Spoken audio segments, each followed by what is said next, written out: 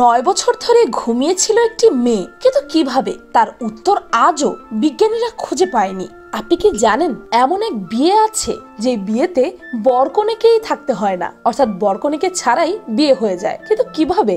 এমন একটি নক্ষত্রপুঞ্জ আছে যেখানে কিনা মদের ঘাঁটি রয়েছে, সেখানে এই পরিমাণ অ্যালকোহল আছে যা আমাদের সমুদ্রের পানিকেও ছাড়িয়ে যাবে। আপনি কি জানেন প্রাচীনকালে মিশর, গ্রিস এবং রোমে মূত্রপান ছিল বিভিন্ন ধরনের পেটের রোগের বহুল প্রচলিত সমাধান। হ্যাঁ, তারা পেটের অসুখ করলে মূত্রপান করত। ইয়াক!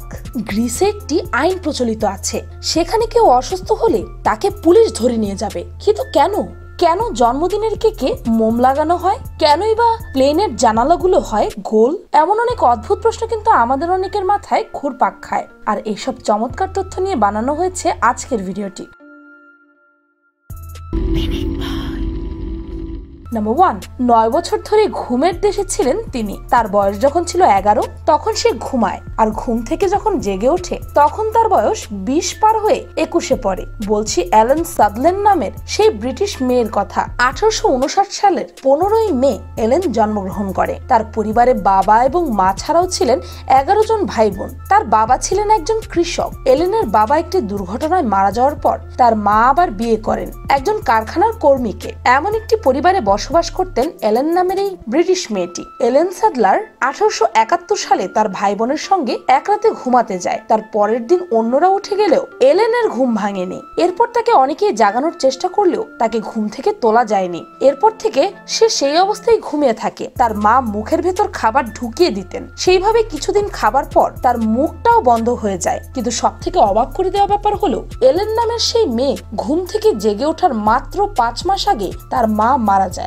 এরপর তার বয়স যখন 20 বছর শেষ হয়ে 21-এ পড়ে, ঠিক তখনই ঘুম থেকে সে জেগে ওঠে। ঘুমন্ত অবস্থায় থাকাকালীন খবরটি চারিদিকে ছড়িয়ে পড়ে। দূর দূরান্ত থেকে তাকে অনেকে দেখতেও আসে। কিছু সাহায্য সহযোগিতা করে যেতেন তার পরিবারকে। প্রথম দিকে অনেকেই মনে করেছিল এটা হয়তো তার পরিবারের সাহায্য নেওয়ার কৌশল, কিন্তু ব্রিটিশ অনেক বিশেষজ্ঞ ডাক্তার তাকে পরীক্ষা করলেও তার এই বছরের পর বছর ঘুমানোর কোনো কারণ খুঁজে পাওয়া যায়নি। আপনাদেরকে বলে রাখি, সে কিন্তু কোমাতেও যায়নি।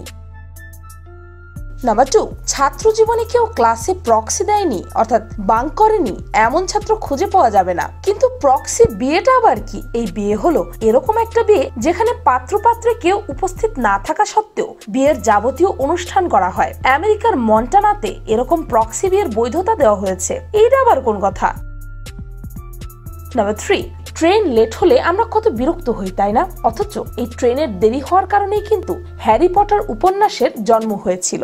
1990 সালে ম্যানচেস্টার থেকে লন্ডন যাবেন বলে ট্রেনের জন্য অপেক্ষা করছিলেন জে.কে. রাউলিং, অর্থাৎ হ্যারি পটারের রাইটার। সে ট্রেন এসেছিল নির্ধারিত সময় 4 ঘন্টা পর। এই 4 ঘন্টা বেকার বসে না থেকে এক জাদুকর বালক আর তার জাদুর স্কুলের উপন্যাসের প্লটটা ভেবে ফেলেছিলেন রাউলিং। আর তার এই ভাবনাটা কোথায় লিখে রেখেছেন জানেন? একটা ন্যাপকিনে। তাই বলি, কোন একটা গল্পের ভাবনা মাথায় এলে ঝটপট কোথাও লিখে ফেলুন। বলা তো যায় না, পরে হয়তো আপনার লেখা গল্প দুনিয়া কাঁপিয়ে দিতে পারে। নাম্বার 4, বিয়ে হলো কিন্তু প্রেমিক ও প্রেমিকা মারা যাওয়ার পরে। অদ্ভুত লাগছে শুনতে? অদ্ভুত লাগলেও এই ঘটনা কিন্তু সত্য। পরিবার সম্পর্ক মেনে না নেওয়ায় আত্মহননের পথ বেছে নিয়েছিল এই জুটি। তাই 2022 সালের অগাস্ট মাসে আত্মহত্যা করেন গুজরাটের তাপির বাসিন্দা গণেশ এবং রঞ্জনা। একই দড়িতে ঝুলে দুজন আত্মহত্যা করে। ওই দিন দুই পরিবারই এই করুণ দৃশ্যের সাক্ষী হয়েছিল। এরপরেই তাদের পরিবারের মনে হয় বিয়ে মেনে নিলে হয়তো আজ তারা বেঁচে থাকতো। তাদের পরিবার অনুশোচনা ভুগতে থাকে। এরপরেই তারা সিদ্ধান্ত নেন তাদেরকে বিয়ে দেওয়ার। তবে জীবন্ত দুটি মানুষের মধ্যে নয়, দুটি মূর্তির মধ্যে। আসলে মানুষ বেঁচে থাকলে তার মর্ম কেউ বোঝে না, মরে গেলে সবাই খোঁজে, কিন্তু তাতে লাভটা কি? নাম্বার 5, করোনা ভাইরাস আসার পর আমরা সবাই কোয়ারেন্টাইনের সাথে পরিচিত হয়েছি। কিন্তু আপনি কি জানেন 700 বছর আগে থেকেই কোয়ারেন্টাইন প্রথা ছিল। 1300 শতাব্দীর মাঝামাঝি সময় ইউরোপ ও এশিয়ায় ছড়িয়ে পড়েছিল ব্ল্যাক ডেথ নামের একটি সংক্রামক রোগ। বলা হয়ে থাকে এটি প্রথম ছড়িয়েছিল পণ্য বোঝাই জাহাজ থেকে। বেশিরভাগ নাবিকই মারা গিয়েছিলেন। রোগ নয়, যেন খুব দ্রুত মৃত্যু ছড়িয়ে পড়েছিল পৃথিবীতে। এরপর মধ্যযুগের কথা। বুবনিক প্লেগের ভয়ানক থাবা গ্রাস করে ফেলেছিল পুরো পুরো পৃথিবীটাকে। আক্রান্ত হয়েছিল পৃথিবীর 3/1 মানুষ।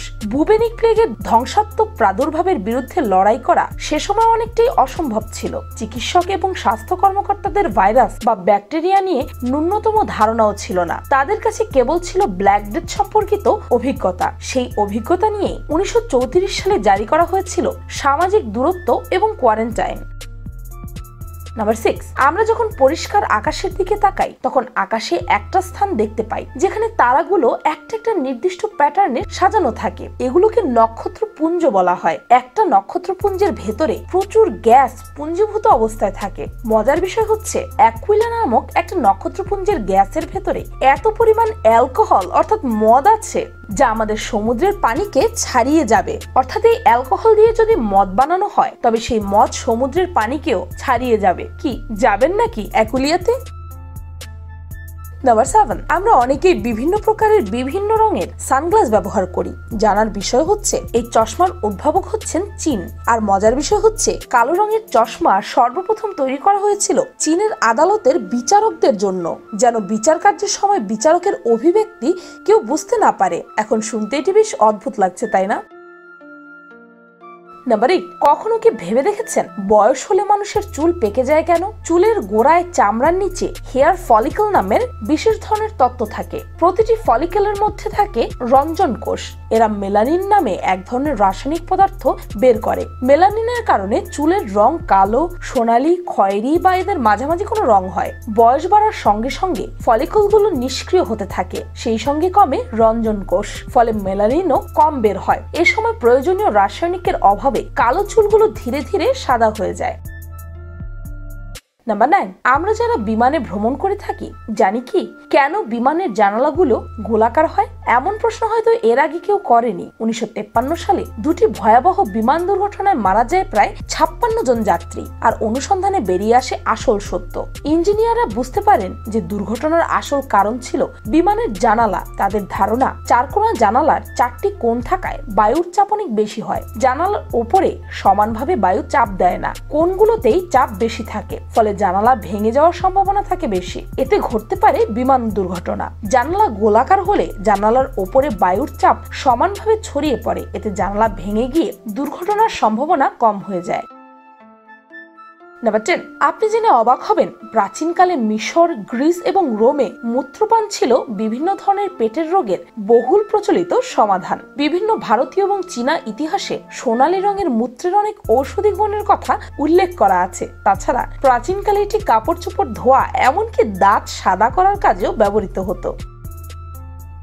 নাম্বার 11, প্রায় প্রতিদিনই তো বাসায় ঘর ঝাড়ু দেওয়া হয়। খেয়াল করে দেখবেন এর মধ্যে ধুলার মতো ময়লা থাকে, আর এই ময়লার মধ্যে আপনার শরীরের কোষও আছে। মজার বিষয় হচ্ছে আমাদের বাড়িঘরের ধুলোর মতো গুঁড়ো ময়লার অধিকাংশই আমাদের শরীর থেকে ঝরে যাওয়া মৃত ত্বকের কোষ। নাম্বার 12, পানি পচনশীল নয় বা নষ্টও নয়। তাহলে মিনারেল ওয়াটার অথবা প্যাকেজ ড্রিঙ্কিং ওয়াটারের বোতলের গায়ে এক্সপায়ারি ডেট বা বেস্ট বিফোর ডেট লেখা থাকে কেন? কারণ যেই প্লাস্টিকের বোতলের মধ্যে পানিটা ভরা থাকে সেই প্লাস্টিক থেকে একটা নির্দিষ্ট সময়ের পরে পানির মধ্যে নানা রকমের প্রতিক্রিয়া হতে পারে যা শরীরের পক্ষে ক্ষতিকারক। বোতলবন্দি পানিতে একটানা সূর্যের আলো পড়লে প্লাস্টিক থেকে পানির মধ্যে রাসায়নিক উপাদান জলের মধ্যে মিশে যাওয়ার আশঙ্কা থাকে, তাই দেওয়া হয় এক্সপায়ারি ডেট। নাম্বার 13, একই ঝামেলা। কেউ রোগে আক্রান্ত হলে পুলিশ তুলে নিয়ে যাবে। হ্যাঁ, গ্রিসে HIV আক্রান্ত বলে কোনো ব্যক্তিকে সন্দেহ হলেই পুলিশ তাকে ধরে নিয়ে যেতে পারবে এবং সে HIV পজিটিভ কিনা তা জানার জন্য তাকে ডাক্তারি পরীক্ষা দিতে বাধ্য করা হবে।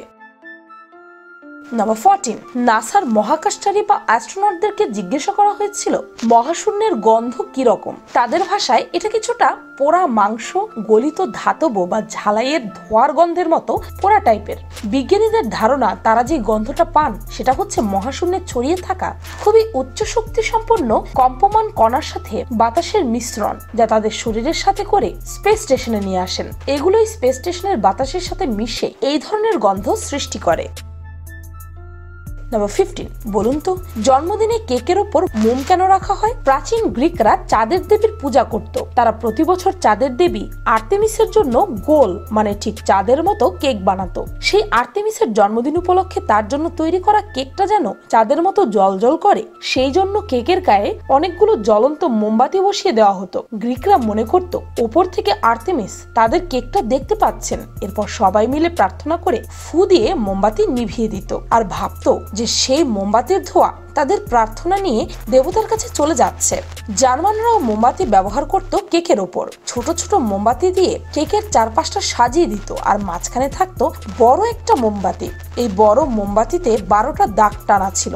এ দিয়ে বছরে 12 মাস বোঝানো হতো। এটাকে তারা বলতো লাইট অফ লাইফ। কেক দেখতে যেমনই হোক, কেকের ওপর মোমবাতি না থাকলে যেন কেকের সৌন্দর্যটাই পূর্ণতা পায় না। তাই আজকের দিনেও মানুষ সেই প্রথা মেনে আসছে, তাও আবার না জেনে। নাম্বার 16, জেনে অবাক হবেন আমাদের ঘরের রঙিন টেলিভিশন মানুষের স্বপ্ন দেখাকেও রঙিন করেছে। গবেষণায় দেখা গেছে রঙিন টেলিভিশন উদ্ভাবনের আগে যখন সাদা কালার টেলিভিশন ছিল, শতকরা 15% মানুষ রঙিন স্বপ্ন দেখত। বর্তমানে এই সংখ্যা বেড়ে দাঁড়িয়েছে 75%-এর ওপরে। নাম্বার 17, মধ্যযুগে বেশ ভালো রকমের অন্ধবিশ্বাস ছিল সবার ভেতর। বিশেষ করে ব্যাপারটা ওষুধ নিয়ে হলে তো কথাই নেই। চিকিৎসার নানা রকম ধরন ছিল সে সময়, আর তারই একটা অংশ হিসাবে সে সময় নারীদের অনাকাঙ্ক্ষিত গর্ভধারণ থেকে দূরে থাকতে যৌন মিলন করবার আগেই ঘরের বাইরে গিয়ে কোনো নেকড়ের মূত্র ত্যাগ করার স্থানের ওপর সেই নারীকে মূত্র ত্যাগ করতে হতো, কিংবা ঘুরে আসতে হতো কোনো গর্ভবতী নেকড়ের মূত্র ত্যাগের স্থান থেকে। কি অদ্ভুত, তাই না? নাম্বার 18, কোনোভাবে ওজন কমাতে পারছেন না, তবে চলে যেতে পারেন চাঁদে। কেন? ব্যাপারটি হয়তো আমরা অনেকেই জানি। পৃথিবীর মধ্যাকর্ষণ বল চাঁদের 6 গুণ। তাই পৃথিবীতে কারো ওজন 150 পাউন্ড বা 68 কেজি হলে চাঁদে তার ওজন হবে 25 পাউন্ড বা 11 কেজি। চাঁদের মধ্যাকর্ষণ বল কম, তার কারণে চাঁদের ভর পৃথিবীর ভরের মাত্র 1%। আমাদের ওজন বিভিন্ন গ্রহে বিভিন্ন হতে পারে। কেউ যদি বৃহস্পতি গ্রহে যায় তবে তার ওজন বর্তমানে তার ওজনের দ্বিগুণের বেশি হবে। নাম্বার 19, অ্যাসিডের তীব্রতা মাপা হয় পিএইচ স্কেল দিয়ে। 1 থেকে 14-র মধ্যে সাধারণত অ্যাসিডের স্কেল মাপা হয়। যত কম পিএইচ তত বেশি তার তীব্রতা। জেনে অবাক হবেন আমাদের পাকস্থলীর অ্যাসিডের লেভেল 1 থেকে 2-এর মধ্যে। এর মানে এই অ্যাসিড ব্লেড পর্যন্ত গলিয়ে দিতে সক্ষম। যদি আপনি একটা ব্লেডও গিলে ফেলেন তবে পাকস্থলী পর্যন্ত তা পৌঁছতে পারলে ঘন্টা 2-1-এর মধ্যে আপনার পেটে সেটা হজম হয়ে যাবে। নাম্বার 20, কোনো খাবারের স্বাদ জানতে আমরা জিভ ব্যবহার করি। প্রায় সব প্রাণীদেরই তো জিভ আছে, তাই না? আচ্ছা, হাত বা পা দিয়ে কখনো খাবারের স্বাদ জানা যায়? অবিশ্বাস্য মনে হলেও প্রজাপতিরা এ কাজটাই করে। প্রজাপতি কোনো খাবারের উপর বসে পা দিয়ে তার স্বাদ নেয়, কারণ মানুষ ও অন্যান্য প্রাণীর ক্ষেত্রে স্বাদ গ্রহণের গ্রন্থি থাকে জিহ্বায়, কিন্তু প্রজাপতির ক্ষেত্রে এই গ্রন্থি থাকে পায়ে। বিশ্বজুড়ে জানা অজানা কতই না তথ্য আছে। অজানা তথ্য জানা কৌতূহলী মানুষের অভাব নেই। অনেকেই এইসব তথ্য জেনে চমকে ওঠেন।